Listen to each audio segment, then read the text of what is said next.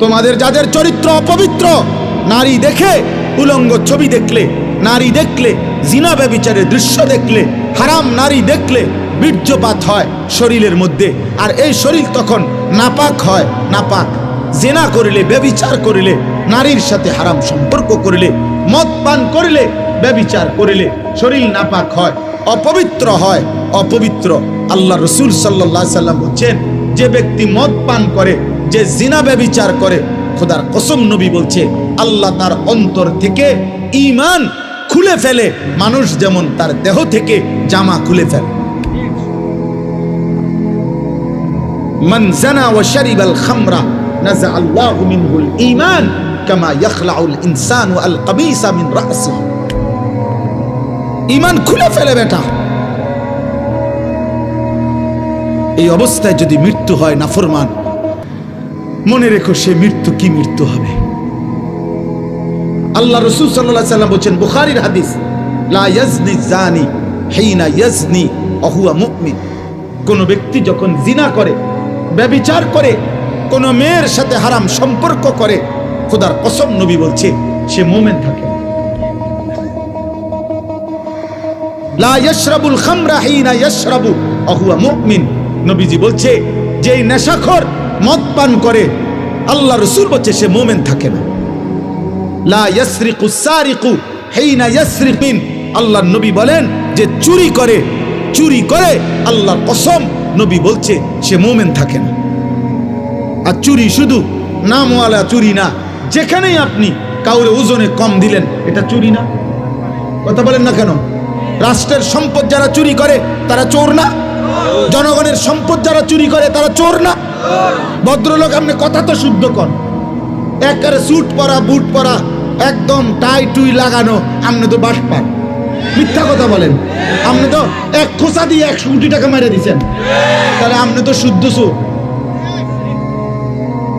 আপনি তো কথা তো শুদ্ধ বলেন। এজন্য বললাম আব্বা, দুইটা শব্দ ইংরেজি বলা, প্যান্ট পরা, স্যুট পরা, শুদ্ধ ভাষায় কথা বলা, টাকা পয়সা উপার্জন করা, এর নাম মানুষ না। মানুষ ভিন্ন কিছু, ইনসান ভিন্ন কিছু, ভিন্ন কিছু। যদি বলেন আপনাদের হুজুরদের মধ্যেও তো এরকম অনেকের থাকতে পারে ত্রুটি, হ্যাঁ থাকতে পারে, আমি কি অস্বীকার করছি নাকি?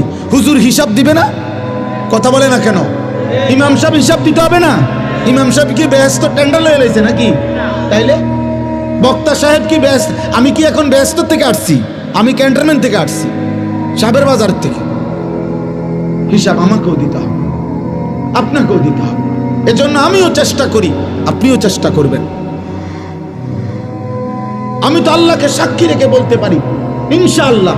আপনি বলেন, আমি বলি, আমি 5 ওয়াক্ত নামাজ আজকে জামাতের সাথে পড়ছি। আপনি দাঁড়ান, যুবক ভাই তোমরা তো বলো। এই জন্য একজন আরেকজনের কাঁধা ছোড়াছুরি করলে হবে না। আপনারও তো দোষ আছে না, আপনারও তো দোষ আছে, এ কথা বললে হবে না আব্বা। আপনার দোষ আমার দোষ প্রশ্ন না। আমাদের প্রত্যেকেই আল্লাহর সামনে যেতে হবে, আখিরাতে যেতে হবে। এই গুনাহ থেকে বাঁচতে হবে, গুনাহ থেকে বাঁচতে হবে। প্রতিটা গুনাহ বাবা, প্রতিটা গুনাহ, প্রতিটা পাপ, খোদার কসম আল্লাহর নবী বলছেন ওয়া ইন্নাল ফুজুরা ইয়াহদি ইলান নার। নবীজি বলছেন উম্মত, প্রতিটা গুনাহ তোমাদেরকে জাহান্নামের দিকে টেনে নিয়ে যায়। এই নারী ছবি, এই নাচ গান, এই অস্থিরতা, এই বেহায়াপনা, এই অসভ্যতা, এই নোংরামি, এই মদ জুয়া, সুদ ঘুষ কিস্তি, আমাদের মা বোনেদের বেপর্দা জিন্দিগি। আহা, আপনাদের ঘরে এখন আর আপনারা নিজ চোখে দেখা আপনাদের এক এক মেয়ে, আপনাদের বোন, আপনাদের কন্যা, আপনাদের স্ত্রী বেসামাল, বেসামাল, মন মতো পোশাক পরে, মন মতো জামা গায়ে দেয়, কত রঙে, কত ডিজাইনে, কত ঢঙ্গে সাজে, রাস্তায় রাস্তায় ঘুরে, বাজারে মার্কেটে প্রতিনিয়ত ঘুরতে থাকে। আহারি, বাপ কোথায়, স্বামী কোথায়, ভাই কোথায়, আত্মীয় কোথায়, অভিভাবক কোথায়? তোমাদের যুবক, পিছনে তাকায় না, পিছনে তাকাবা। তোমাদের একটা একটা ছেলেকে আমি বলি, বাবা তোমরা এই সমাজের ছেলে, আমার কথা মনে রাখো। তোমরা যেভাবে আজকে নামাজ ছাড়া এই মোবাইলে আসক্ত হয়ে তোমরা যেভাবে নারী ছবি আসক্ত হয়ে গেছ, তোমাদের আগামী 10 বছর পরে আল্লাহ চাহে তো হায়াত দিলে আজকে তোমাদের যাদের বয়স 14, 16, 18, 20 বছর, তোমরা প্রত্যেকেই হারাম প্রেম তালাশ করছো, তোমরা প্রত্যেকেই কোনো না কোনো মেয়ের সাথে সম্পর্ক করতে চাচ্ছ, তোমরা নামাজ ছেড়ে দিচ্ছ। আমার আব্বা মনে রাখো, আগামী 10 বছর পরে, আগামী 15 বছর পরে হতে পারে তোমাদের তখন বিয়ের প্রয়োজন হবে, তোমার বোনেরও বিয়ে দিতে হবে, তোমারও বিয়ে করতে হবে। পবিত্র স্বামী তোমার বোনের জন্য একটা নেককার পবিত্র ছেলে কই বাবা, তোমার জন্য একটা চরিত্রবান মেয়ে কই পাইবা? তোমরাই তো তোমাদের সমাজ শেষ করে দিচ্ছ। আমার কথা হাসি দিয়ে উড়াই দিও না, একজনও ভাইবা, একজন। তোমার সমাজ তো তুমি। তোমার যদি কোনোদিন এক ওয়াক্ত নামাজ পড়তে মন না চায়, তো তোমার সমাজের বাকি ছেলেদের কি অবস্থা? তুমি যদি দিবানিশি নারী ছবি দেখো, তোমার যদি সারাক্ষণ মোবাইলে উলঙ্গ ছবি দেখতে মন চায়, তোমার স্ত্রী যে হবে তার চরিত্র কি হবে? রাবিয়া বস্ত্রী। তোমার বোনের যে স্বামী হবে ওর চরিত্র কি হবে? ও কোত্থেকে আসবে? ও তো আলগা গ্রহ থেকে, মঙ্গল গ্রহ থেকে আসবে না। ও তো এই সমাজেরই বেড়ে ওঠা মানুষ, ও তো এই সমাজের বেড়ে ওঠা মানুষ। আমরা এখন নিজেরা বুঝি, ছোটবেলায় মাদ্রাসায় আমরাও পড়ালেখা করছি বাবা, আর এখন আমরা মাদ্রাসায় পড়াই বাচ্চাদেরকে। খুব কষ্ট হয়, বেশি কষ্ট হয় বাচ্চাদেরকে এখন পড়াইতে। কেন? একটা বাচ্চা আপনার তার বাড়িতে গেলে তার চারিদিকে তার বাড়ির চাচাতো ভাই, মামাতো ভাই, ফুফাতো ভাই, জ্যাঠাতো ভাই, খালাতো ভাই, আপন বড় ভাই, আপন মা, আপন বোন, প্রত্যেকের হাতে দেখে একটা একটা বড় মোবাইল। সবাই ছবি তুলতেছে, ভিডিও করতেছে, সবাই আপনার নাটক দেখতেছে। এর মাঝখানে এই একটা ছেলে, সে তখন নিজের বড় অসহায় মনে করে যে আরে আমার বোন মাদ্রাসায় পড়ার কারণে আমারে বন্দি করে রাখছে, আমারে জেলখানা দিয়ে রাখছে, আমারে আবদ্ধ করে রাখছে, আমার জীবনের কোনো সুখ নাই, আনন্দ নাই, আমার কোনো উল্লাস নাই।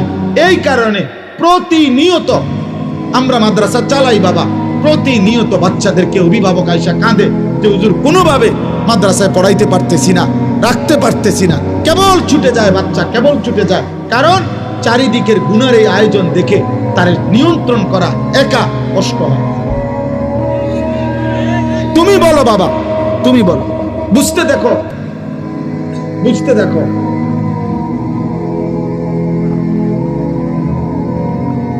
বুঝতে শিখো বাবা,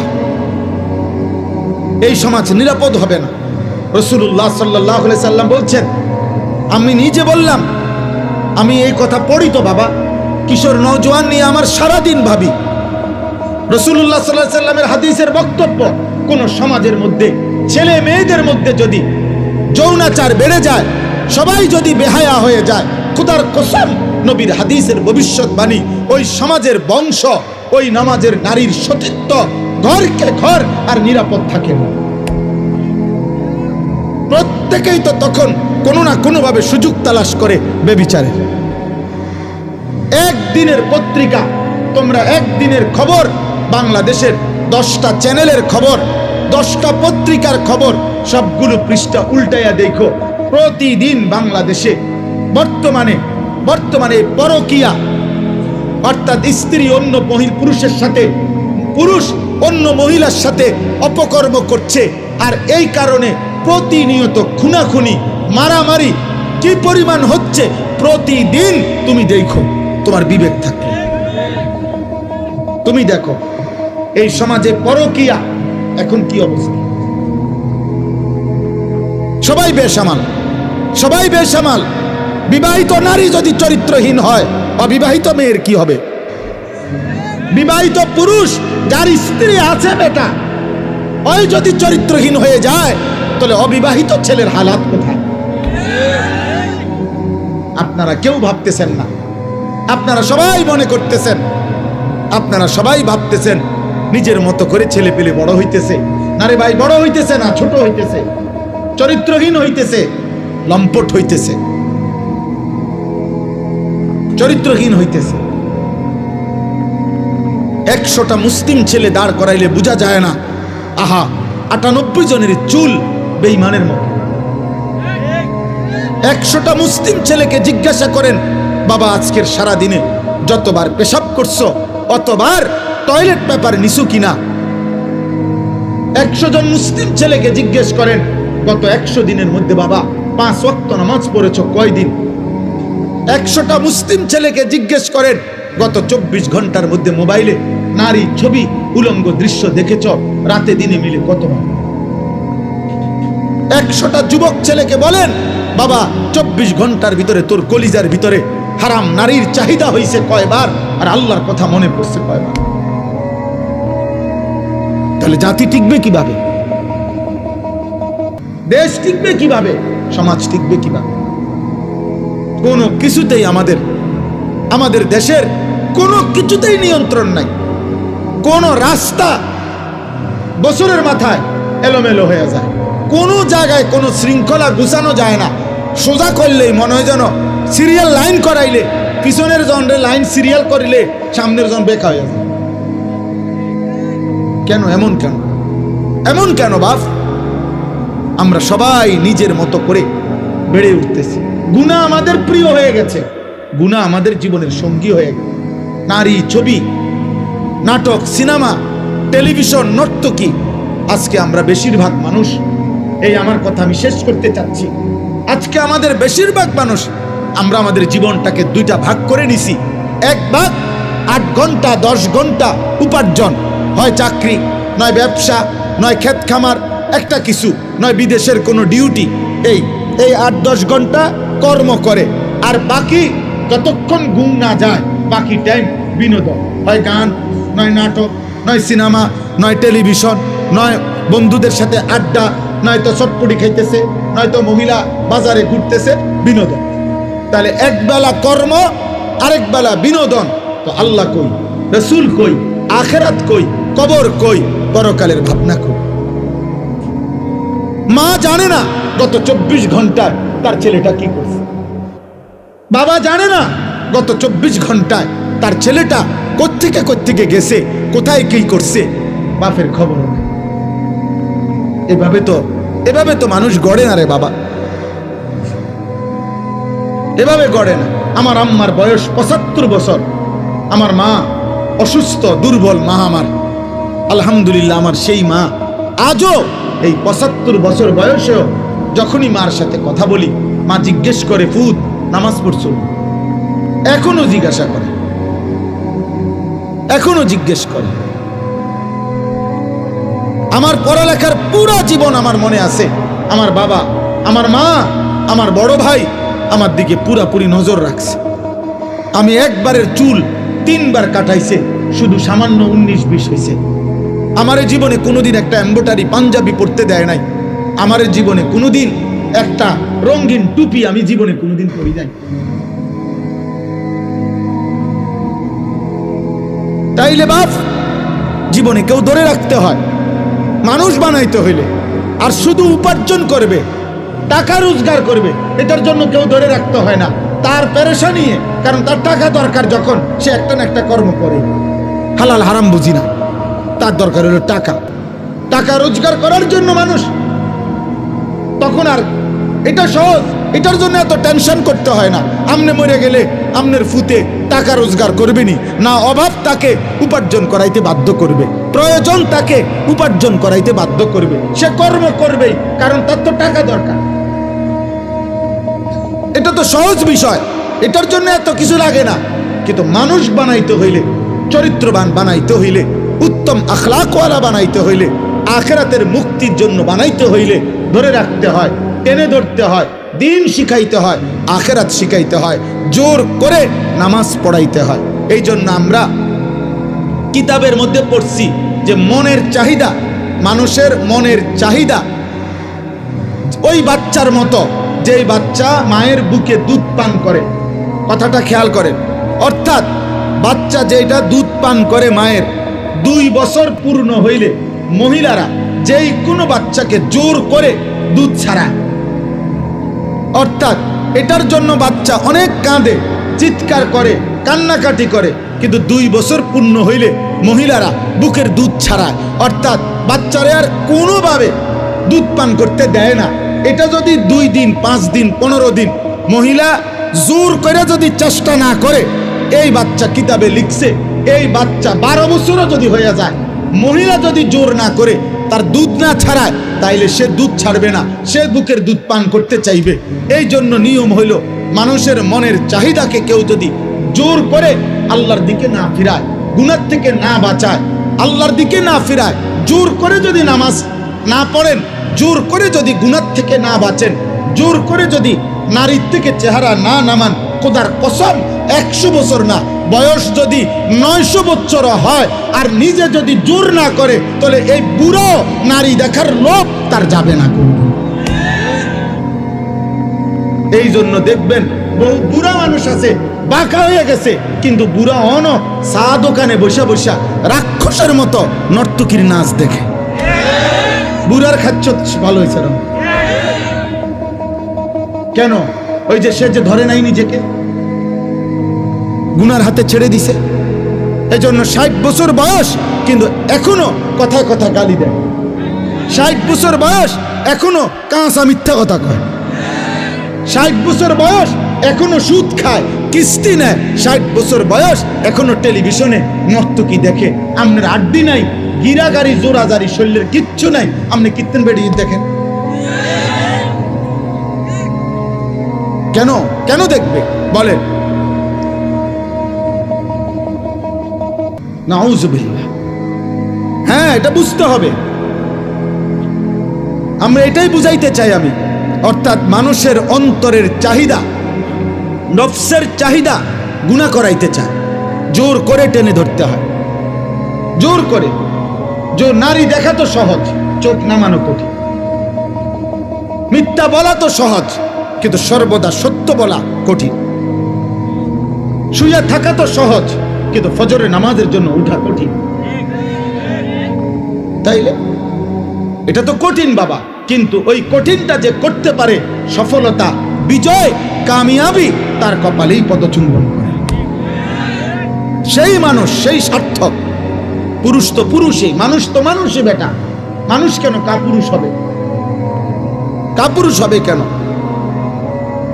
অতএব আজকে এই রাত গভীরে আমি আপনাদের কাছে অনুরোধ করছি, প্রত্যেকে দয়া করে, ছেলেরা, বাবারা, তোমার উপরে তুমি রহম করো। হাসি দিয়ে উড়াই দিও না। হাসি তোমার প্রত্যাশা, তোমার সমর্থনের আশায় আমি আসি নাই। আর এই কথা জরুরি মনে রাখো বাবা, আল্লাহর দিন গত 1450 বছর ধরে আছে, আগামীতেও থাকবে, আগামীতেও থাকবে। তোমার মতো আমার মতো ফালতু লোক ছাড়াও ইসলাম টিকবে। যেদিন নবীজি মক্কায় কালেমার দাওয়াত দিছেন, সেদিন আবু জেহেলকেও দাওয়াত দিছেন, আবু লাহাবকেও দাওয়াত দিছেন, আবার আবু বকর ওমরকেও দাওয়াত দিছেন। আল্লাহ বলছে, বন্ধু আপনি দাওয়াত দেন সবাইকে, লোক নেব আমি। এজন্য আল্লাহ নিছেন আবু বকরকে, নেন নাই আবু জেহেলকে। আল্লাহ নিছেন ওমরকে, নেন নাই আবু লাহাবকে। তো আবু জেহেল, আবু লাহাবের মতো এই নিকৃষ্ট বেঈমান ছাড়াও ইসলাম বিজয় হয়েছে। তাহলে তোমার মতো অপদার্থ, চরিত্রহীন নারী ছবি আর এই বেঈমানের মতো চুল যারা রাখছো, তোর মতো কাপুরুষ ছাড়াও ইসলাম টিকবে বেটা। মনে রাখিস, তুই কোনো কামে লাগলি না আর কি, আল্লাহর দ্বীনের কামে লাগলা না আর কি। তুমি আকামলা, এই বেডি চাই, এই শেষ হইলা, তোমার জীবন চলে গেল এই বাতে মাছে আর পেশাব পায়খানা, এতটুকুই আর কি। ইসলাম বিজয় হবে, কালেমা বিজয় হবে, ইমানের বিজয় হবে, সারা পৃথিবীময় ইসলামের পতাকা উড়বে, কোনো সন্দেহ নাই। আল্লাহ রসুলের কথা মিথ্যা হয় না।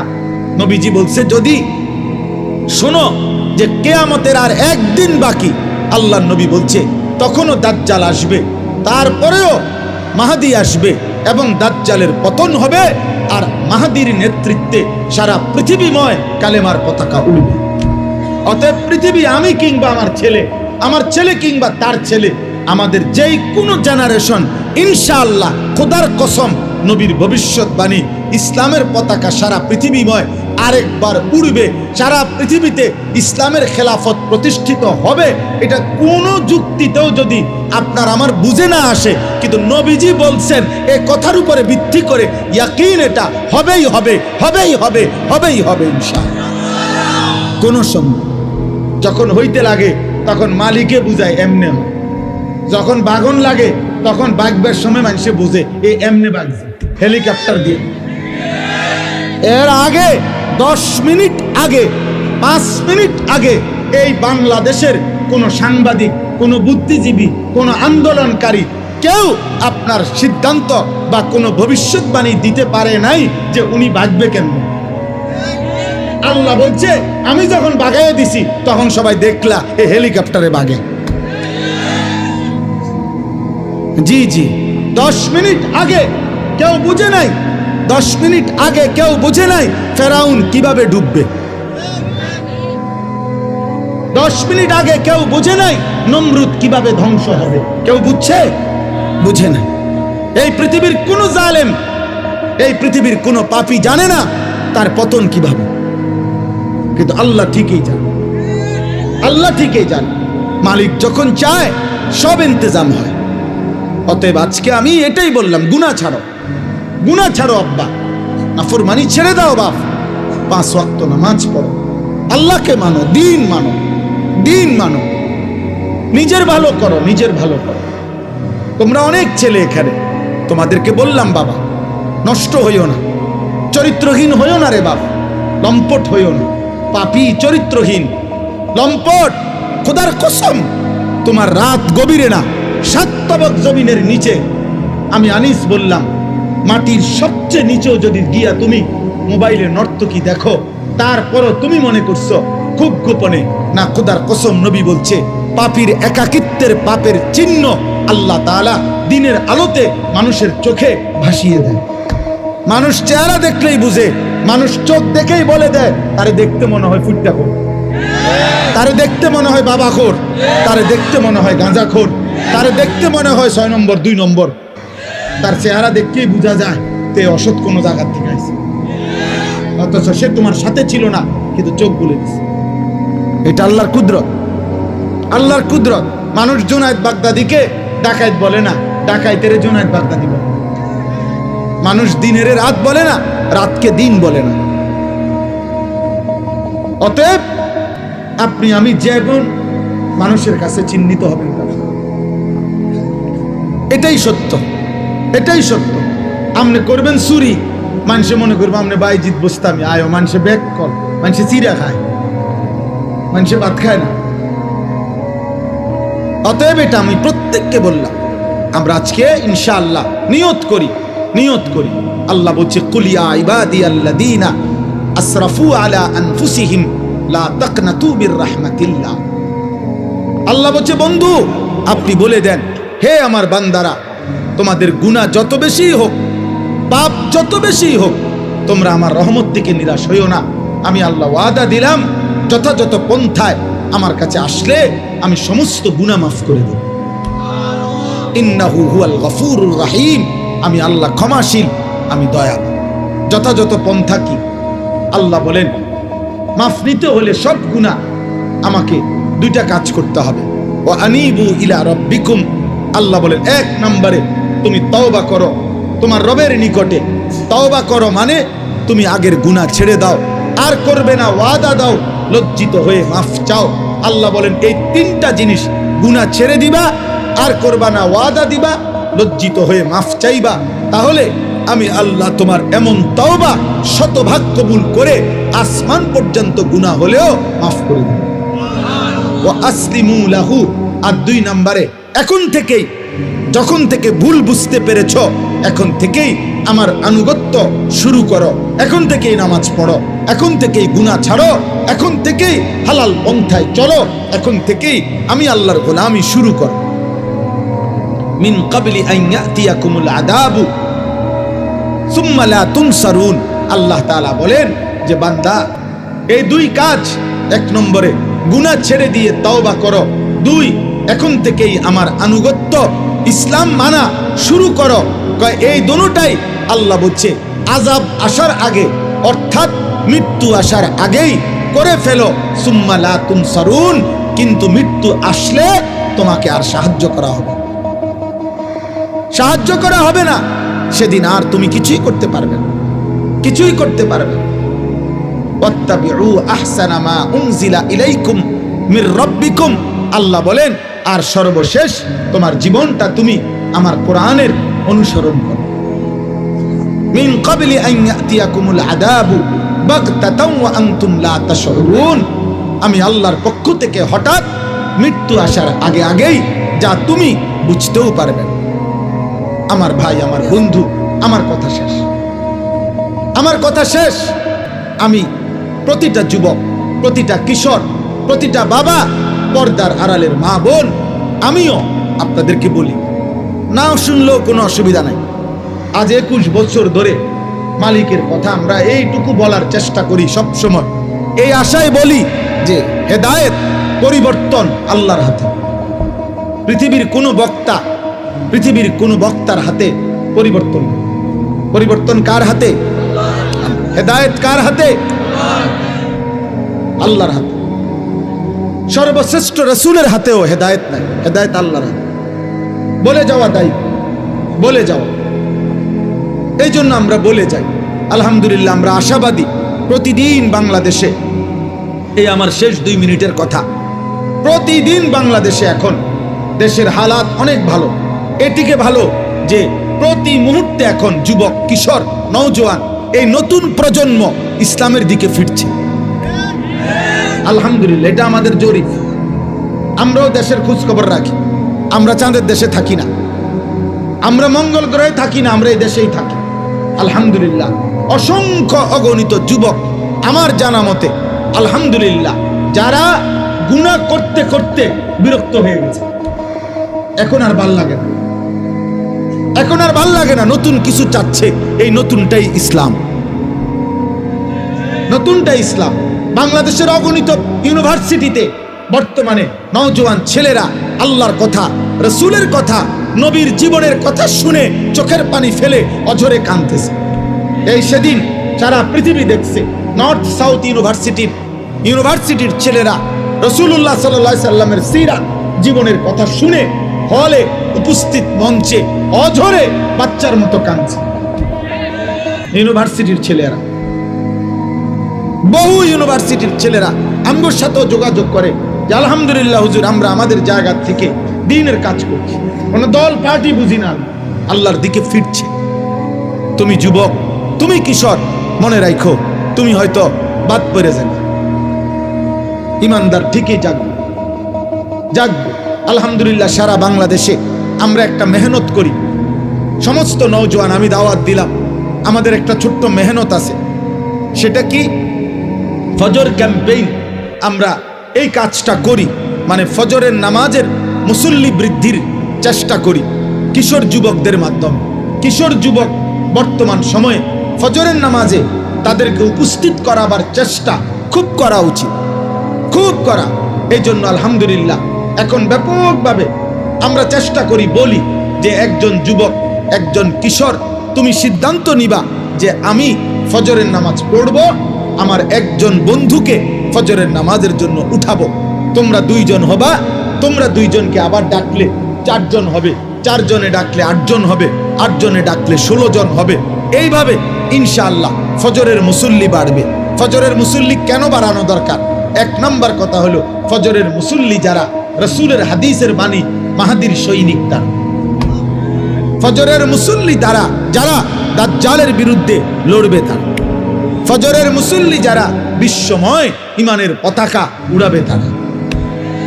এজন্য আগামীর পৃথিবীতে ফজরের মুসল্লি আল্লাহর জন্য লড়াই করো। এই জন্য তোমাদেরকে বললাম, যুবক, তোমরা তোমাদের জায়গায় মেহনত করো। আলহামদুলিল্লাহ, বাংলাদেশে আমি গতকালকেও এক মাহফিলে ছিলাম, 40 জন, আমাদের মুরাদনগরের কোনায় এক মাহফিলে 40 জন কিশোর আলহামদুলিল্লাহ নিয়মিত ফজরের নামাজ পড়ে ওদেরকে আমরা পুরস্কৃত করছি। সারা বাংলাদেশে এখন আমাদের এক উপজেলায় 4500 কিশোর যুবক আছে যারা প্রতিদিন ফজরের নামাজ জামাতে 250, 200, 2200, 2100 এরকম ছেলে আছে। বিভিন্ন অঞ্চলে যারা ফজর পড়ে, এটা কোনো দল না, পার্টি না, কোনো সংগঠন না, সামনে নির্বাচনে কোনো মার্কা না, আল্লাহর জন্য ফজরের মুসল্লি বৃদ্ধির চেষ্টা করি। আমার ব্যক্তিগত সাধনা কিশোর নওজোয়ান আল্লাহর দিকে ফিরবে, এই জন্য আমি আমার মাদ্রাসা কুমিল্লা ক্যান্টনমেন্ট ময়নামতি সাহেবের বাজার ওইখানে 118 শতক জায়গা আলহামদুলিল্লাহ বড় জায়গা কিনছি। আমার একটা আশা, একদিকে বাচ্চাদের মাদ্রাসা হবে, একদিকে সারা বাংলাদেশের যত কিশোর যুবক স্কুল কলেজ ইউনিভার্সিটিতে পড়ে অথবা পড়ে না অথবা অন্য বয়সী একেবারে দিন মজুর কুলি ঠেলাওয়ালা বছরের যেই কোনো সময় আমি আলাদা মাদ্রাসা করতে চাচ্ছি, শিক্ষক কর্মচারী রেখে আলাদা, যে যেই কোনো দিন যার যেটুকু সময় হয় এটুকু সময়ের জন্য মাদ্রাসায় আসবে, দিন শিখবে। জেদ্দুর এদ্দুর আমার একটা স্লোগান, যে আসবে যখন দিন শিখবে তখন, যার সময় যতক্ষণ দিন শিখবে ততক্ষণ, কম হোক বেশি হোক। একটা তুমি অজুটাই শিখো, তুমি রুকুটাই শিখো, তুমি আলহামদুলিল্লাহ সূরাটাই ঠিক করো, অল্প হোক, শুক্রবারে আসো, শনিবারে আসো, বন্ধের দিন আসো, কোনো এক বেলা আসো। আলহামদুলিল্লাহ এই পর্যন্ত এই 2025 সালে আমার মাদ্রাসায় আমরা 2টা বন্ধে, প্রথম সাময়িক এবং দ্বিতীয় সাময়িক পরীক্ষার বন্ধে 3 দিন স্কুল কলেজের ছেলে বরাবর একদম রেজিস্ট্রেশন করা 500-র মতো কিশোর ছেলে যুবক ছেলে কলেজ ইউনিভার্সিটির স্কুলের আমরা অজু নামাজ সূরা কেরাত দোয়া কালাম শিখাইছি। আরবার হবে ইনশাআল্লাহ রমজানের আগে, এবং এটাকে সারা বছরের রূপ দিতে চাই। আমার এই মাদ্রাসার জায়গার জন্য আপনাদের কাছে আমি দোয়া চাই। আমার এই মাদ্রাসার জায়গায় যদি কেউ পারেন অংশগ্রহণ করবেন। প্রায় 2.5 কোটি টাকার উপরে জায়গার দাম, শুধু মাটির দাম। তো আমার একটা নিয়ত করছি আমরা, যে 4200 টাকা আমাদের এক মুসল্লা পরিমাণ জায়নামাজ পরিমাণ জমির দাম। কোনো বয়সী মানুষ ওনারা যদি দেয় আমাদের মাদ্রাসায়, আমরা ওনারে আজীবন আমাদের মাদ্রাসার উন্নয়ন সদস্য বানাবো। আর 30 বছরের নিচে কোনো ছেলে যুবক কিশোর ওরা যদি 1000 টাকা দেয় আমাদের মাদ্রাসায়, তাহলে আমরা তাকে যুব সদস্য আমাদের মাদ্রাসার উন্নয়ন সদস্য বানাবো। তার নাম অন্তর্ভুক্ত করে মোবাইল নাম্বার পাইলে আমরা ইনশাল্লাহ তার নাম এন্ট্রি করব, এবং আমরা ইনশাল্লাহ তার জন্য দোয়ার মধ্যে সে সদকায়ে জারিয়ার সওয়াব পাবে। আমাদের এই কাগজটা নিয়ে যারই মন চায়, এই কাগজে এই কথাটা লেখা আছে, বিকাশ নাম্বার আছে। আপনাদের কারো সুযোগ হইলে, ভাল লাগলে, পারলে 1000 টাকা দিবেন, অথবা 4200 টাকা দিবেন, অথবা কম বেশি হইতে পারে, হাতে দিলে হাতে দিবেন, অথবা আপনারা মোবাইলে বিকাশে পাঠাবেন। না পারলে দোয়া করবেন, কোনো অসুবিধা নেই। অনেক প্রবাসী আছে, অনেকের বাবা ভাই আছে, যার মন চায় সে পারলে দিয়েন। আল্লাহ তৌফিক দান করেন। আজকের এই মসজিদের মাহফিল আল্লাহ কবুল করে নেন। জীবনটা সবার কাছে অনুরূপ রাসূলুল্লাহ সাল্লাল্লাহু আলাইহি সাল্লামের একটা সুন্নত। যুবক ভাই, তুমি যেহেতু সুন্দর হতে চাও, তো নবীর মতো সুন্দর হও, সাহাবাদের মতো সুন্দর হও। আমরা এই কিতাবটা বিক্রি করি, তালিমুস সুন্নাহ, আমাদের নবীজির জীবনের সমস্ত সুন্নাত, নবীর 23 বছরের জীবনের ছোট বড় একেবারে বিন্দু বিসর্গ যত সুন্নাত এই কিতাবের মধ্যে আছে। বাংলা ভাষায় প্রায় 600 পৃষ্ঠা ব্যাপী নবীজির সুন্নাতের উপরে পূর্ণাঙ্গ প্রামাণ্য দলিল সহ একটা কিতাব এটা। আমরা এটা ঢাকার একজন বড় বুজুর্গ, গাজীপুরের অধ্যক্ষ মিজানুর রহমান চৌধুরী, বাংলাদেশের একজন বহুত বড় আল্লাহওয়ালা, অনেক আলেমদের সমন্বয়ে উনি এই কিতাবটা লিখছেন। উম্মতের ঘরে ঘরে যেন নবীজির সুন্নতের একটা কিতাব পৌঁছে, যার যখন সময় হয় পড়লে একটা সুন্নত শিখবেন, আমল করবেন। আপনাদের কাছে বললাম, আমাদের সাদা গাড়িতে যাওয়ার সময় 400 টাকা মূল্যে কারো সুযোগ হলে কিনবেন। আল্লাহ তৌফিক দেন, আল্লাহ কবুল করেন। আমার মাদ্রাসায় প্রত্যেক মাসের 2য় শনিবার মাসিক ইসলাহি মাহফিল হয়, সেখানে যুবক ভাই, বয়স্ক বাবা, যারই সুযোগ হয় অংশগ্রহণ করার, শরীক হওয়ার চেষ্টা করবেন। আল্লাহ তৌফিক দান করেন। আল্লাহ তাআলা আমাদেরকে প্রতিটা ভালো কাজে অংশগ্রহণ করার তৌফিক দান করেন। কিশোর ছেলেরা, যুবক ছেলেরা, আবারও বলি, শেষবারের মতো আবার বললাম, তুমি গুনাহ ছেড়ে দাও, পাপ ছেড়ে দাও, নারী দেখো না, ছবি দেখো না, চরিত্রহীন হইও না আব্বা, নষ্ট হইও না। বাপ, আমার শেষ কথা মনে রাখো, কোনো পাপী, কোনো চরিত্রহীনকে পৃথিবীর কেউ মনে রাখে না। আব্বা মনে রাখো, আমার কথা মনে রাখো। মানুষ চরিত্রহীনকে, মানুষ দুষ্টকে, লম্পটকে মানুষ শ্রদ্ধার সাথে স্মরণ করেন। পাপীর নাম থাকে না বাপ, নাফরমানের নাম থাকে না। এই জন্য আমি সবসময় বলি, ফেরাউন এই নামে পৃথিবীর কেউ কোনো কুত্তার নামও রাখে না। নমরুদ এই নামে পৃথিবীর কেউ কোনো কুত্তার নামও রাখে না। আবু জেহেল এই নাম পৃথিবীর কেউ কুত্তার নামও রাখে না। আবু লাহাব এই নাম পৃথিবীর কেউ কোনো কুত্তার নামও রাখে না। অথচ ওরাও দুনিয়া ভোগ করছে। ফেরাউন নমরুদ দুনিয়া ভোগ করে নাই তাইলে? কিন্তু বেলাল কালো মানুষ ছিল, নিগ্রু গোলাম, যাকে তার মনিব অবর্ণনীয় জুলুমার নির্যাতন করছে, কিন্তু সেই বেলাল আল্লাহকে রাজি করছে। এক কালো গোলাম, এক হাবশার গোলাম, কিন্তু আল্লাহকে রাজি করেছে। আজ পৃথিবীর লক্ষ কোটি ইমানদারের সন্তানের নাম বেলাল। মুমিনের নাম থাকে না, চরিত্রহীনের নাম থাকে না। আল্লাহ আমাদের সবাইকে ঈমান আমলের তৌফিক দান করেন। আল্লাহ আমাদের সবাইকে নেক জীবন দান করেন। মনোযোগ চাই, মনোযোগ হইলে বরকত হয়, দিল জমে আর কি, দিল জমে। এমনি মনে করেন বক্তা উঠলো নামলো, লোক হইল না হইল, বড় মাহফিল হইল ছোট মাহফিল হইল, এটা আসলে কোনো বিষয় না। মনে করেন আমারে 1 কোটি মানুষ চিনে, তো এতে কি আমার কবরের আযাব মাপ? তো আমি এটা দিয়ে করব কি? আমারে মনে করেন 1 কোটি মানুষ চিনে, তো এতে আপনাদের কারো কবরের আযাব মাপ? তাহলে কোনো ফায়দা নেই। আখিরাত দরকার, আখিরাত দরকার প্রত্যেকের, আমারও আপনাদেরও। যে মাঠে আপনারা দাঁড়াবেন ওই একই মাঠে আমরাও দাঁড়াবো। যার কাছে আপনারা হিসাব দিবেন আমরাও হিসাব দেব। ইয়াউমা ইয়াকুমুন নাসু লিরাব্বিল আলামিন। আল্লাহ তাআলা বলেন সেদিন সমস্ত মানুষ মহান আল্লাহ তাআলা রব্বুল আলামিনের সামনে দাঁড়িয়ে থাকবে হাসরের দিন। নবীজি সাল্লাল্লাহু আলাইহি ওয়াসাল্লাম বলছেন, মাউদাউ কাদামিন, এই পাওটা রাখতে যেটুকু জায়গা মাটিতে, পায়ের তলা, ঠিক এতটুকু জায়গায় শুধু প্রত্যেকে দাঁড়াবে। এর অতিরিক্ত 1 সুতা আগে বাড়তে পারবে না, পিছনেও যাইতে পারবে না, ডানেও না বামে, শুধু দাঁড়িয়েই থাকবে। এখন দাঁড়িয়ে থাকবে কতক্ষণ? সরেন 2-4 মিনিট, ঠিক না? প্রথম দিন 50,000 বছর। ফি ইয়াউমিন কানা মিকদারুহু 50,000 সানা। কোরআনুল কারীমের আয়াত। আল্লাহ বলছে প্রথম দিন, একদিন, হাসরের ময়দানের একদিন 50,000 বছর।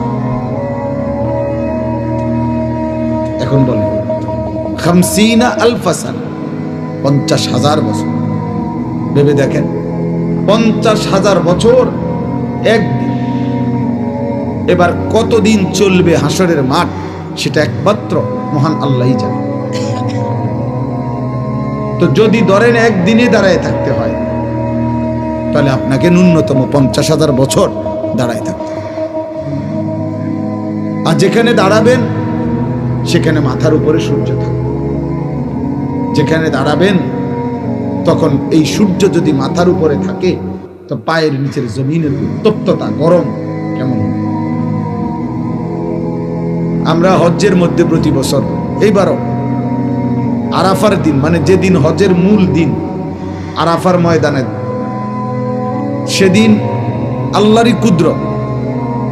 আমি সবসময় মনে হয় যেন আরাফার দিন, মানে যেদিন মূল হজ, সেদিন মনে হয় যেন সূর্যের তীব্রতাটা, প্রখরতাটা বেশি,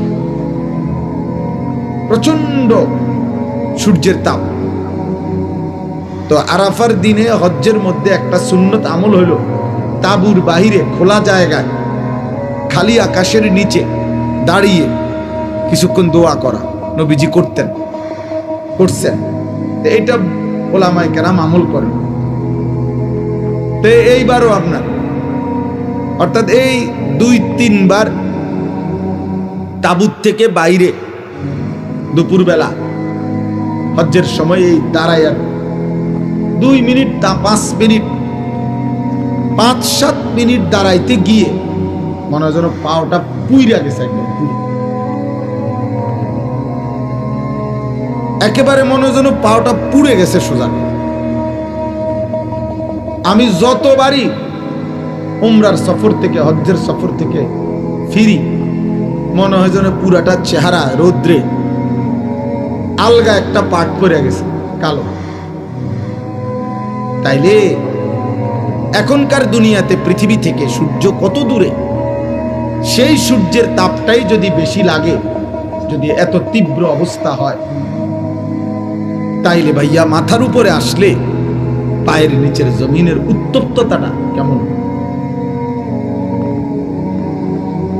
এবং সেখানে যদি এক দাঁড়ানোতে দাঁড়িয়ে থাকতে হয়, কোনো বসার কিংবা আকপিস করার সুযোগ নাই, এবং সেটা যদি হয় ন্যূনতম 50,000 বছর, তাহলে আপনি আমি হালাত কি হবে ভেবে দেখেন।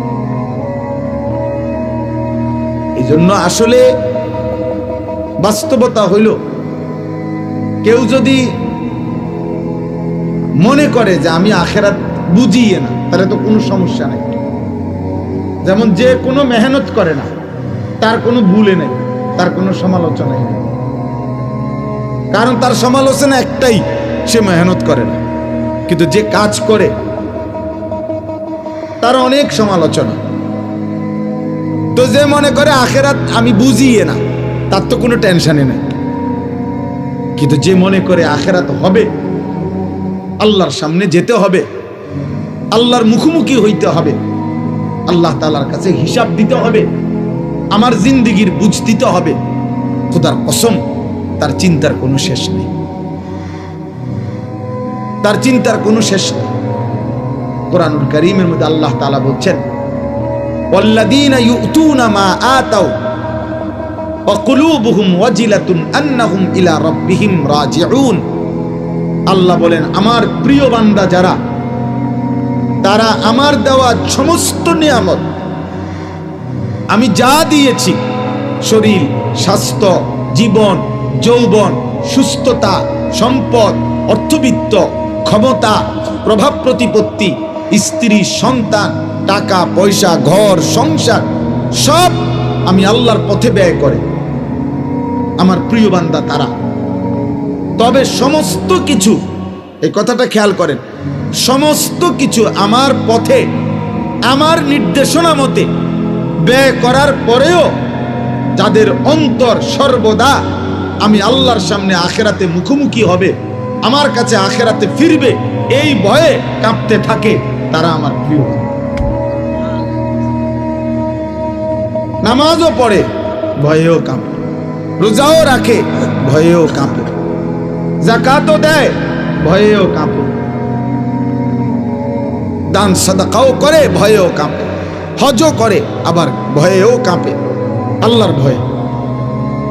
তাহলে এই জন্য বললাম, কোরআনুল কারীমের মধ্যে আছে, ইব্রাহিম আলাইহিস সালাম আল্লাহ তাআলার কাছে বলতেন, রব্বি লা তুখজিনি ইয়াউমা ইউবআসুন। আল্লাহ যেদিন কবর থেকে সকলকে হাসরের ময়দানে উঠাবেন, ওই ময়দানে আমি ইব্রাহিমকে বেইজ্জতি করে দেব। উনি নবী, উনি আল্লাহর খলিল, কিন্তু উনি ভয় করছেন, ভয় করছেন। আমাদের অনেকের কাছে এটা কিছুই না, কিন্তু ইমানদারের কাছে এটা অনেক কিছু। নেককারের কাছে আখিরাত অনেক কিছু, নাফরমান পাপীর কাছে এটা কিছুই না, বেঈমানের কাছে এটা কিছুই না রে আব্বা। ফাসিক ফুজ্জারের কাছে জীবনে যার নামাজ নাই, সেজদা নাই, আল্লাহ নাই, রাসূল নাই, পাক নাফাক নাই, হালাল হারাম নাই। তোমরা যে সমস্ত যুবক মনে করো তোমাদের জীবনে কোনো ওযু, নামাজ, পাক নাফাক, আল্লাহ রসুলের বিধানের কোনো পরোয়া নাই, তোমার কাছে কিছুই মনে না হইতে পারে, কিন্তু আমার কাছে অনেক কিছু মনে হয়। আমার অনেক কিছু মনে হয়। ইমানদারের কাছে অনেক ভয় হয়। আমাদের প্রিয় নবী সাল্লাল্লাহু আলাইহি ওয়াসাল্লাম আখেরাতে যার আল্লাহ তাআলা অগণিত মর্যাদা আল্লাহ নিজে যার ঘোষণা দিয়েছেন, নবীজি বলছেন আল্লাহ আমাকে আখেরাতে দুনিয়ার চাইতেও বেশি সম্মানিত করবেন। ওয়ালাল আখিরাতু খায়রুল লাকা মিনাল উলা।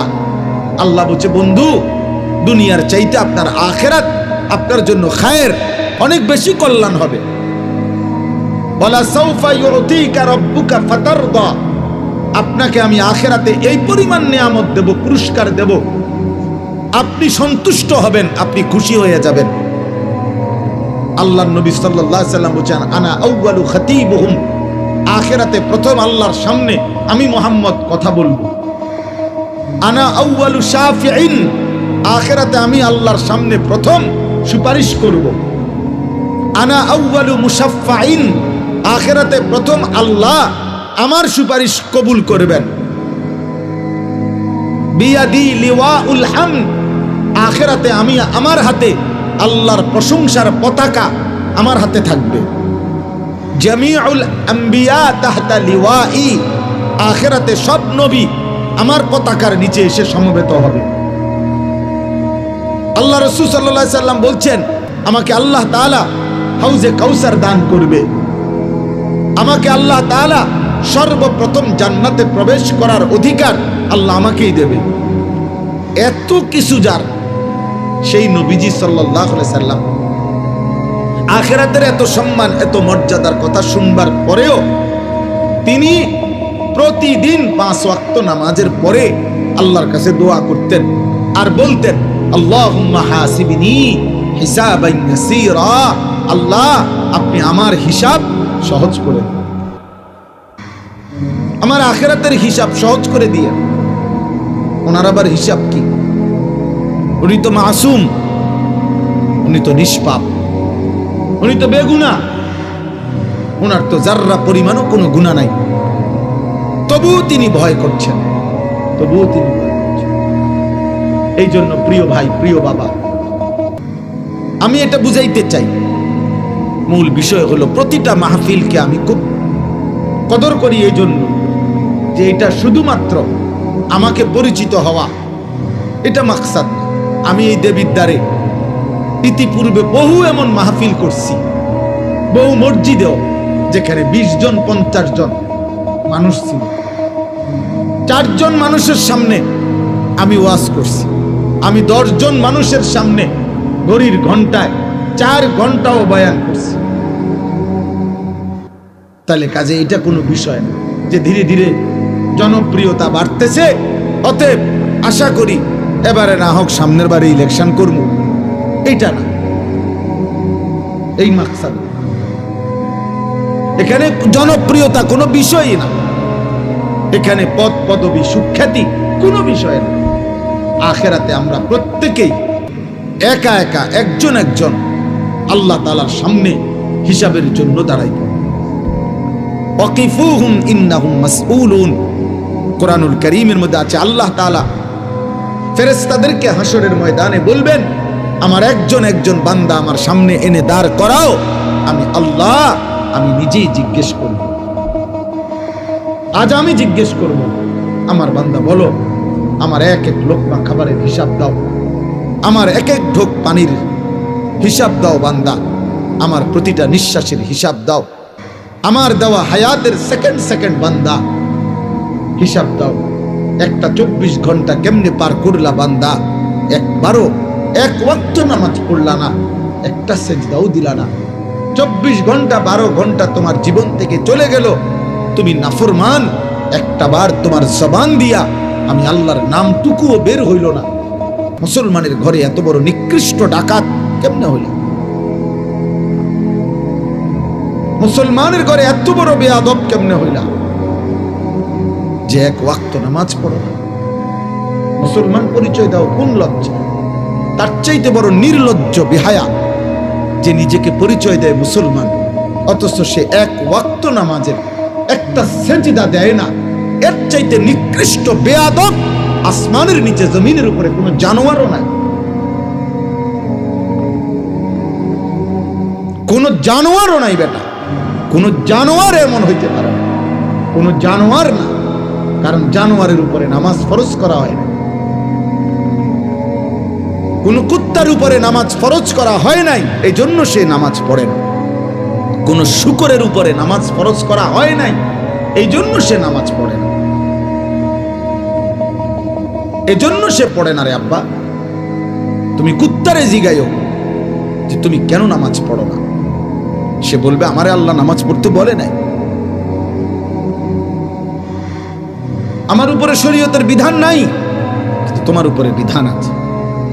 তুমি মুসলমানের বাচ্চা, তোমার মা মুসলমান, তোমার বাবা মুসলমান, তুমি বুঝ হওয়ার পর থেকে শুনেছ তুমি মুসলমান। কতবার তোমার মা তোমারে কালেমা পড়াইছে, তোমার বাবা তোমাকে কালেমা পড়াইছে, তোমার মক্তবের হুজুর তোমারে কত শতবার কালেমা পড়াইছে, তোমার চারদিকের মসজিদে প্রতিদিন আজান হয়, তুমি চারিদিকে দেখো কত মানুষ নামাজ পড়ে, তোমার আত্মীয় স্বজন সবাই মুসলমান। এতগুলো ইসলামের পরিবেশ চারদিকে থাকার পরেও যেই গাদ্দার আল্লাহকে সেজদা দেয় না, তার চাইতে বড় গাদ্দার, তার চাইতে বড় অহংকারী বেয়াদব আর কেউ হইতে পারে। এই জন্য আমার সবসময় মনে হয় এই যে 14 বছর 16 বছর 18 বছরের ছেলে যেগুলো, তার বাবা মুসলমান, তার মা মুসলমান, তার দাদা দাদি মুসলমান, তার নানা নানি মুসলমান, তাগো গ্রামের চারদিকের সব লোক মুসলমান, তাগো গ্রামে মসজিদ আছে, ইমাম আছে, মুয়াজ্জিন আছে, মসজিদের মিনারাত থেকে আজান হয়, তাগো ঘরে আল্লাহর কোরআন আছে, তাগো এলাকার কোনো না কোনো বাচ্চা মাদ্রাসায় পড়ে, তাগো দাদা দাদি নামাজ পড়ে। এইরকম ইসলামের পরিবেশ, নামাজের পরিবেশ থাকার পরে, চোখে দেখার পরেও যে এক ওয়াক্ত নামাজ পড়ে না, তার মতো নিকৃষ্ট বেয়াদব, এত বড় জানোয়ার কোন জানোয়ারও হয় না। এ বড় বড় বেশি বেয়াদব। এই জন্য বাপ আপনাদেরকেও বলি, আপনাদের যেই সমস্ত ছেলে এক ওয়াক্ত নামাজ পড়ে না, এ আপনার সন্তান হওয়ার অযোগ্য। এই অপদার্থকে আপনি সন্তান পরিচয় দিয়ে না, ওই আপনার সন্তান না, ও আপনার সন্তান, ও ছোটখাটো গাদ্দার না। চারিদিকে ইসলামের পরিবেশ, এরপরও এতে এত কম বয়স, মাত্র 16 বছর, কিন্তু বেয়াদব, এত বড় বেয়াদব, 16 বছর বয়সেই মাত্র আল্লাহকে কোনো 2 পয়সার পাত্তা দেন। এই গাদ্দার তো 40 বছর বয়সে দাজ্জাল হয়ে যাবে। সে 40 বছর বয়সে বলবে, বেটা গত 30 বছর আল্লাহরে একটা সেজদা দেই নাই, কিতা করতে আসছে আল্লাহ? আমি ফেরাউনের চাইতে কম কি? আমি নমরুদের চাইতে কম কি বেটা? হ্যাঁ, তা আল্লাহ বলবে, বান্দা বেশি কিছু তো আর খাও না, তুমি না মনে করছো তুমি অনেক রঙে আছো, কিন্তু তোমারে আমি যা খাওয়াই দুনিয়ায়, এর চাইতে বেশি আমি জানোয়ার রে খাওয়াই। আমার বাঘ, আমার সিংহ, আমার গরু ছাগল, আমার কুকুর বিড়াল তোমার চাইতে বেশি খায়। জঙ্গলের প্রাণীরা বেশি খায়, সাগরের প্রাণীগুলো বেশি খায়, এবং আমাদের চাইতে ফ্রেশ পিওর খাবার জঙ্গলের প্রাণী খায়। কোনো বাঘের খাবারে কোনো ফরমালিন নাই, কোনো সিংহের খাবারে কোনো ফরমালিন নাই, কোনো ভাল্লুকের খাবারে কোনো ফরমালিন নাই, কোনো ভেজাল নাই, পিওর খাবার, পিওর গোশত খায়। আমাদের সব খাবারের মধ্যে ঝামেলা, আমাদের সব খাবারের মধ্যে ফরমালিন আছে, আমাদের সব খাবারের মধ্যে ধোঁকা আছে। তাহলে আমরা সামান্য ধোঁকা মিশ্রিত দুনিয়া ভোগ করি, এতটুকুতেই আল্লাহকে এভাবে ভুলে গেলাম।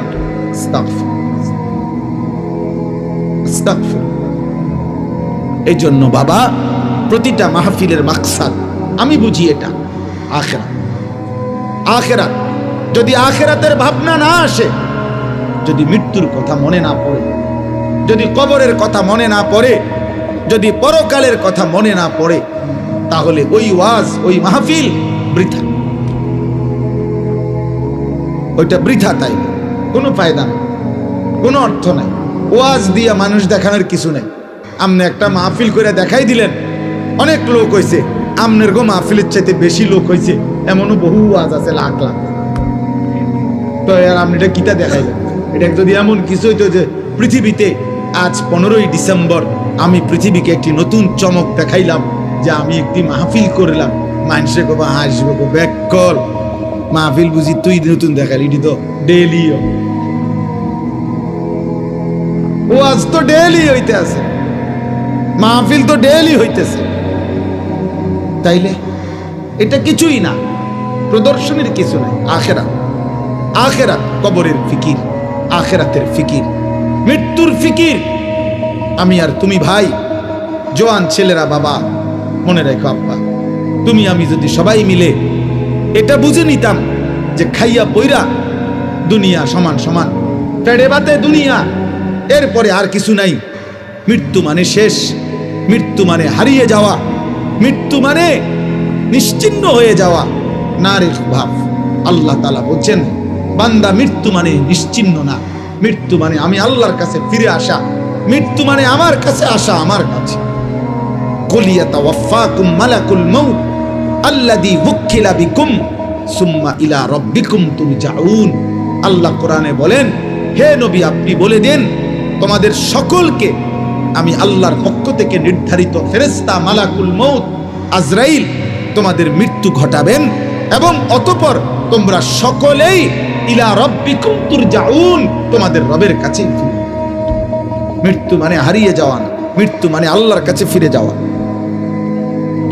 কুরআনুল কারীমের মধ্যে আছে, আল্লাহ বলেন ফাকাশাফনা আনকা গিতাআকা ফাবাসারুকা আল-ইয়াওমা হাদীদ।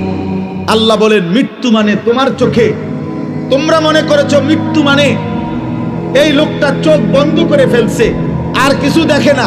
আল্লাহ বলে না বান্দা, দুনিয়ার এই অংশ থেকে আমি তার চোখ বন্ধ করছি। মৃত্যু মানে আমি তার চোখ আগের চাইতে পাওয়ারফুল করে দিয়ে কবর থেকে এবার এমন চোখ খুলে দিছি যে কবরের মাটির থেকেই সে জাহান্নাম পর্যন্ত দেখতে পারে। এই জন্য মৃত্যুর মাধ্যমে মানুষের চোখের দৃষ্টি কমে না, বাড়ে।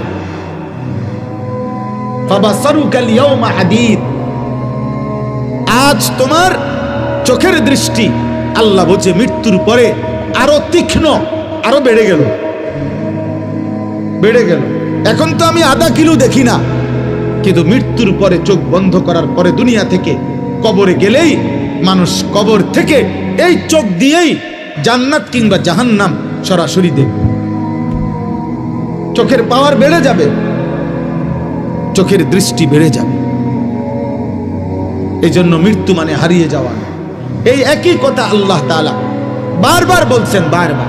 আমরা হুজুররা, আমরা মোল্লা, আমরা মৌলবী, আমরা এই হুজুর, আমরা জীবন আপনাদেরকে আখেরাত, কবর, মৃত্যু, পরকাল এ কথা মনে করাই। কেন? অনেক মানুষ বিদ্রুপ করে হুজুরদের কাছে, আর কোনো কথা নাই, কেবল কবরের কথা কয়, কেবল আখেরাতের কথা কয়। হ ভাইয়া, আর কোনো কথা নাই। ডাক্তারের কাছে কেবল চিকিৎসার কথা, ইঞ্জিনিয়ারের কাছে কেবল বিল্ডিং প্ল্যানিং এর কথা, রাজমিস্ত্রির কাছে কেবল ইট বালু সিমেন্টের কথা, কাঠ মিস্ত্রির কাছে কেবল কাঠ টিন জলুই ফেরেক এটারই কথা। যে যেই কাজ করে তাকে ওই কথা বললে ওইটাই মানায়, সে অন্য কথার পণ্ডিতি করলে এটা মানায় না। মোল্লা, মুন্সি, মৌলবী, আলেম, ওলামা, আমাদের জিম্মাদারি আল্লাহর বান্দাদেরকে আখেরাতের দিকে তৈরি করা, পরকালের জন্য তৈরি করা। আর খোদার কসম, এটাই সত্য যে আখেরাতের প্রস্তুতি, আখেরাতের চিন্তা এটাই শ্রেষ্ঠ প্রস্তুতি, এটাই সর্বশ্রেষ্ঠ চিন্তা। আপনি মরে গেল আপনি চিন্তা করেন না আপনার ফুটবাস। আমি মরে গেলে, অনেক মানুষ আছে না, আমি মরে গেলে আমার জি ফুটটি কেমনে জানি চলবো। আমনের বাপ মরাতে আপনি যেমনি চলছেন, এই আমনে মরার পরেও আমনের জি ফুট এমনি চলবে। আপনি কোনো টেনশন করেন না, আপনি এত মিথ্যা বলার দরকার নাই, আপনি এত সুদ, এত কিস্তি, এত বাটফারি সিটারি জিফুতের লেগে করছি না, না লোভের কারণে করছেন, স্বার্থের কারণে করছেন। কোন সুদখোর মনে রাখবেন স্ত্রী সন্তানের প্রতি দরদি না। কোনো কিস্তিখোর যারা কিস্তি নেয় এই হারামখোর মূলত স্ত্রী সন্তানের মায়ায় না, লোভে লোভে লোভে। আপনাকে বলে নাই বেটা স্ত্রী সন্তানকে হারাম দ্বারা পালতে, হারাম দ্বারা তার সংসার করতে। আপনাকে আল্লাহ বলে নাই, নবী বলে নাই, রাষ্ট্র বলে নাই, মেম্বরে বলে নাই, চেয়ারম্যানে বলে নাই, এই পৃথিবীর কোনো পাগলেও বলে নাই। আমনের লোভ আপনারে সুদ খাওয়াইছে, আমনের লোভ আপনারে কিস্তি নেওয়াইছে। আপনি হারামখোর মিয়া। কোন হারামখোরের সন্তান মানুষ হয় না, আমি বলে গেলাম, লিখিত দিলাম, লিখিত। সুদখোরের সন্তান মানুষ হয় না, কিস্তিখোরের সন্তান মানুষ হয় না, ঘুষখোরের সন্তান মানুষ হয় না। যদি বলেন মানুষ হইছে, আমারে বলেন, আমি দেখতে যাব। আপনি কি দেখাইবেন? মানুষ হয়েছে মানে হেতন পয়সা ইনকাম করে, 1 লাখ টাকা বেতন পায়। 1 লাখ টাকা বেতন পাইলে হেতনে মানুষ কয়? আপনার এটা কে বলছি? কোথায় লিখছে? কোথায়? সে উপার্জনে না শিখছে মিয়া, সে পয়সা রোজগার করা না শিখছে। আপনার সন্তান টাকা উপার্জন করলে তো মানুষ হইছে বলে না। এই পৃথিবীর কোনো অভিধানে, কোনো ডিকশনারিতে কোথাও একথা লেখা নাই যে মানুষ কাকে বলে। যে উপার্জন করে টাকা তাকে মানুষ বলে? তাকে বলে মানুষ মিয়া? কোথায় লিখছে এটা বলেন? পৃথিবীর কোথায় লিখছে এই কথা? ইনসান তো ভিন্ন কিছু, ইনসান তো ভিন্ন কিছু। উপার্জন, নিজের খাবারের চাহিদা পূরণের জন্য প্রয়োজনীয় জিনিস সংগ্রহ, এটা তো পিঁপড়াও। একটা পিঁপড়াও তো এই পৃথিবীর সবচেয়ে বেশি শক্তিশালী, এই পৃথিবীর সবচেয়ে শক্তিশালী প্রাণী কি? পিঁপড়া। পিঁপড়াই পৃথিবীর সবচেয়ে শক্তিশালী প্রাণী, যে তার ওজনের চাইতেও ভারী জিনিস বহন করতে পারে। একটা হাতি সমপরিমাণ আরেকটা হাতি কাঁধে লইতে পারত না, বুঝেন না? কিন্তু একটা পিঁপড়া তার নিজের চাইতে ভারী জিনিস বহন করতে পারে। এই জন্য পিঁপড়া সবচেয়ে শক্তিশালী প্রাণী, সে তার অবস্থানের চাইতে বেশি জিনিস নেয়। এই জন্য ভাইয়া, বাবা, আখেরাত ভুলবেন না। বাবাদেরকেও বলি, আমার সাফ কথা, একটা লোক, আমি তো চ্যালেঞ্জ করছি, কোন বাপ, একজন বাবা এখানে দাঁড়িয়ে বলেন যে আমি সুদে কিস্তিতে 12 লাখ টাকা লইয়া আমার ফুতেরে বিদেশ পাঠাইছি, হুজুর আল্লাহ জানে আখেরাতে আমারে মাফ করে, আল্লাহ জানে আমার কবরের আযাব মাফ করে দে, এই আশায় আপনি এমন খারাপ এনে দাঁড়াই বলেন। আপনি ছবি উঠাবেন, সবাই ছবি উঠাবেন। যে এবার সুদে টাকা লইছে, লইয়া কিস্তিতে টাকা নিয়া এবার ফুতেরে বিদেশ পাঠাইছে, আল্লাহ জানে উনারে এবারে জাহান্নাম থেকে মুক্তি দেয়, আখেরাতে জানে মাফ করে, এই আশায় এটা আমি আসেন, এখন আসেন বলেন, একজন লোক বলেন, বুঝেন নাই কথা আমার? বলেন, আপনি সুদে টাকা নিছেন আখেরাতের আশায়? কথা বলেন না কেন? আপনি কিস্তিতে টাকা নিছেন আখেরাতের আশায়? জাহান্নাম থেকে বাঁচার আশায়? দুনিয়ার লোভে। আপনি এটা বুঝছেন আপনার ছেলেটা এখন আমি 12 লাখ টাকা দিলে এটা আমার একটা টাকা উপার্জনের মেশিন, আমি একটা মেশিন বইয়ে এলাম, এরপরে হেঁটে টাকা দিব। তা নাই তো বলেন, দুনিয়ার আশা ছাড়া, সম্পদের আশা ছাড়া বাড়ি করবেন, বিল্ডিং করবেন, জমি কিনবেন, সংসার চালাইবেন, বাজার সদাই খাইবেন, আপেল মালটা খাবেন, এই তো দুনিয়ায় হইল। তো আখেরাত? আখেরাত ভুলে গেলেন, বাবাও ভুলে গেলেন, সন্তানও ভুলে গেলেন। আপনার ছেলে উপার্জন একদিন কর্মে না গেলে আপনার মনে গুসা হয়, কিরে ফুর্তি কি শুরু করলি, কামে যাস না কা। কিন্তু আপনার ছেলে 365 দিনে, খোদার 1 বছরে একদিনও ফজরের নামাজ পড়ে না, একটা দিন পড়ে না, এত বড় জানোয়ার মুসলমানের ঘরে ঘুমায় কেন? ওরে জিজ্ঞাসা করেন না, ওই ছেলেটাকে জিজ্ঞাসা করেন, তুই মানুষ না জানোয়ার? ওরে বলতে পারো। একদিনও তুমি 365 দিনে মুসলমানের ঘরে জন্ম নিয়ে তুমি একদিনও ফজরের নামাজ পড়বা না? তোমার আল্লাহ নাই, তোমারে কেউ বানায় নাই, তুমি মাটির তলের থেকে বাইরিছ, তুমি আসমান থেকে পড়ে গেছো, তোমার কোনো সৃষ্টিকর্তা নাই।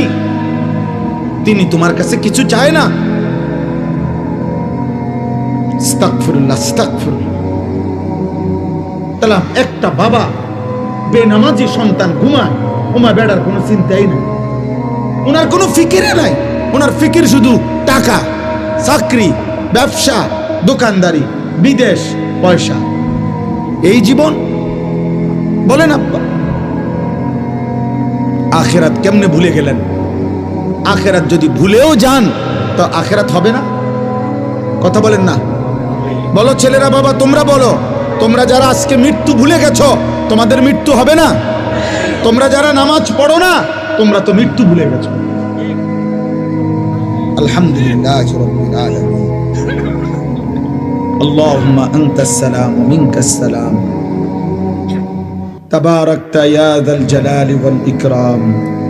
মাওলাই করিম আপনি মাফ করে দেন, রব্বে করিম আপনি মাফ করে দেন, মেহেরবান মাওলা আপনি মাফ করে দেন। আয় আল্লাহ, আজকের এই মাহফিল খানা আপনি কবুল করে নেন। আমাদের পিছনের জিন্দেগীর সমস্ত গুনাহ মাফ করে দেন। আগামী জীবন আপনি সুন্দর করে দেন।